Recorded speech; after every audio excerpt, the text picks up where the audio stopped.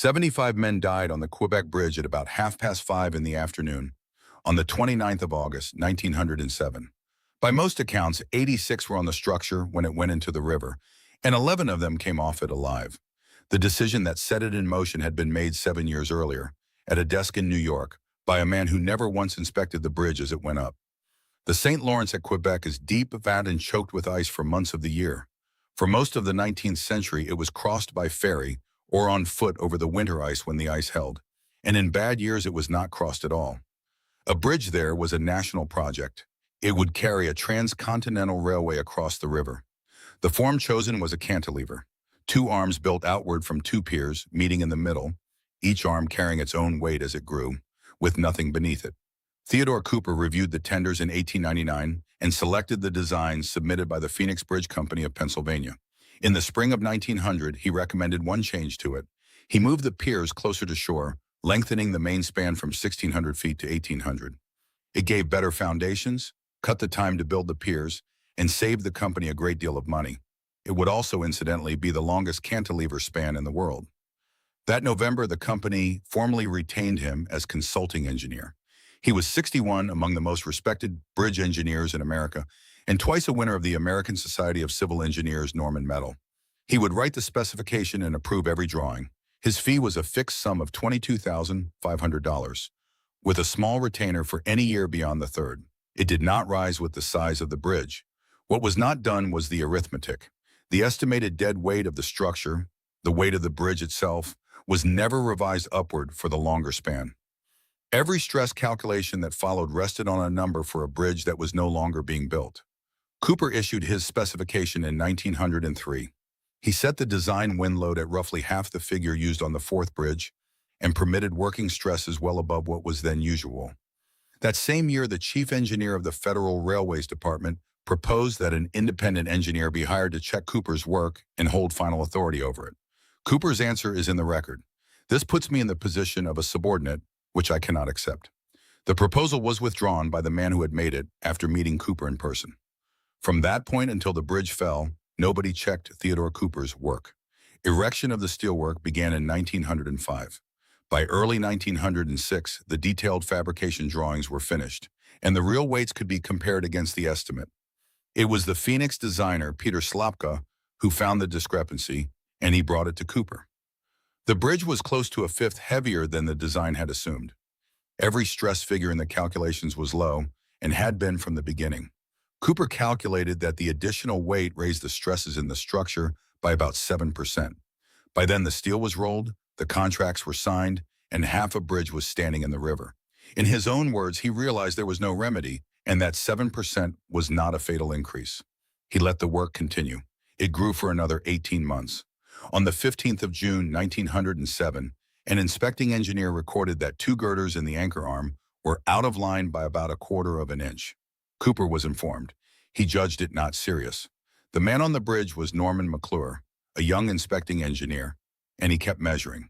On the 6th of August, he reported that lower cords in the anchor arm were bent. Cooper wired back, asking how it had happened. On the 12th, McClure reported 2 more bent cords. The Phoenix Bridge Company's chief engineer insisted the work go on. The men on the steel had noticed the bends too. Some of them stopped coming to work. On the 27th of August, McClure measured again and wrote to Cooper that the bends were not old damage. They were new, and they were growing. A little over a week earlier, he wrote, one rib had been 3/4 of an inch out of line. It was now 2¼ inches. That day, a foreman stopped work on the bridge. It restarted the following morning. The Quebec Company's chief engineer had already put the reasoning to Cooper in writing. Halting the job would look bad to everyone concerned and might cost them their workforce for the rest of the season. On the 28th, McClure boarded a train for New York to put the measurements in front of Cooper himself. He arrived on the morning of the 29th. Cooper questioned him closely to establish whether the measurements were real or whether the young man had simply been frightened. Then he said it was very serious. At 16 minutes past 12, he sent a telegram to the Phoenix Works in Pennsylvania. Add no more load to bridge till after due consideration of facts. It arrived at 1:15. It was not passed on to Quebec. Nobody on the bridge was told anything. The riveting gangs worked through the afternoon. At about 5:30, minutes before the whistle, the lower cords of the anchor arm gave way. The south arm went into the St. Lawrence and took the traveler crane with it. Accounts of how much steel came down range from 17 to 20,000 tons. 33 of the dead were Mohawk iron workers from Kahnawake, a community of a few thousand people on the south shore of the river. Mohawk men from Kahnawake had worked high steel since 1886, when a railway company wanted to land a bridge on their territory and agreed to hire them in exchange. Within a generation, it had become the trade of the community. 25 women were widowed. More than 50 children lost their fathers. 4 family names ended that evening. A cross made from the bridge's own steel still stands in the cemetery at Kahnawake. Afterwards, the women of the community insisted the men stop working together in one large gang.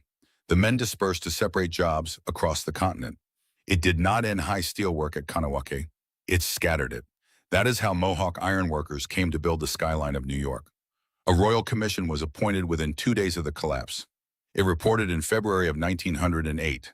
It found that the failure could not be attributed directly to any cause other than errors in judgment on the part of these 2 engineers. It named Cooper and Slapka. It went further, and this is the finding that matters. After the 27th of August, the commission concluded nothing could have saved the bridge, but it also concluded that the loss of life could have been prevented by better judgment from the men in charge. The bridge was already lost, the 75 were not. Cooper never practiced again. Slapka kept his position as chief designer. The Phoenix chief engineer was later made a vice president of the company. Nobody was charged, nobody was struck off. In 1907, there was no body in Quebec and no national body in Canada with the authority to do it. It is often said that the disaster created the licensed engineering profession in Canada. It did not. The first act regulating engineering practice in Canada had passed in Manitoba in 1896, 11 years before the collapse, and it was repealed in 1913. The wave of licensing acts came in 1920 after the First World War. The Royal Commission made no recommendation about licensing at all. It is also often said that the iron rings worn by Canadian engineers are forged from the wreckage. The body that administers the ceremony states plainly that they are not and never were. The earliest rings were hand-hammered wrought iron made by wounded veterans of the First World War. Today's are stainless steel. Neither came from the bridge. What did change was smaller and more real. The single all-powerful consultant was abolished. The replacement bridge was designed and overseen by a board of engineers who checked one another's work. It was built roughly 2.5 times as heavy as the bridge that fell. On the 11th of September 1916, its center span was being lifted into place in front of crowds gathered on both shores. A cast steel bearing in the temporary lifting gear failed, and the span fell into the river. 13 men died. The bridge design itself was not at fault. The span was lifted successfully the following year, and the bridge opened to regular rail traffic in December of 1917. It was formally opened in August of 1919. Theodore Cooper died in New York that same month on the 24th. More than a century later, the bridge still stands, and its 1,800-foot span is still the longest cantilever span ever built. The number Cooper chose in order to save money on piers has never been beaten. Between the 2 collapses, the structure cost 88 or 89 lives. Sources differ on the 1907 toll. Most give 75. Canada's own commemorative plaque gives 76. The commission cleared the 2 men of ignorance. It did not clear the profession. It said outright that nobody yet knew enough about the behavior of steel columns to design a bridge like this one economically. A safe one could be built, it said. It would simply have to use far more steel. That is a generous reading of what happened, and it is not the only one available. Cooper knew in 1906 that his bridge was a fifth heavier than his own numbers allowed for. He had 18 months in which to stop it. He did not, and the record does not show that anyone in Canada could have made him.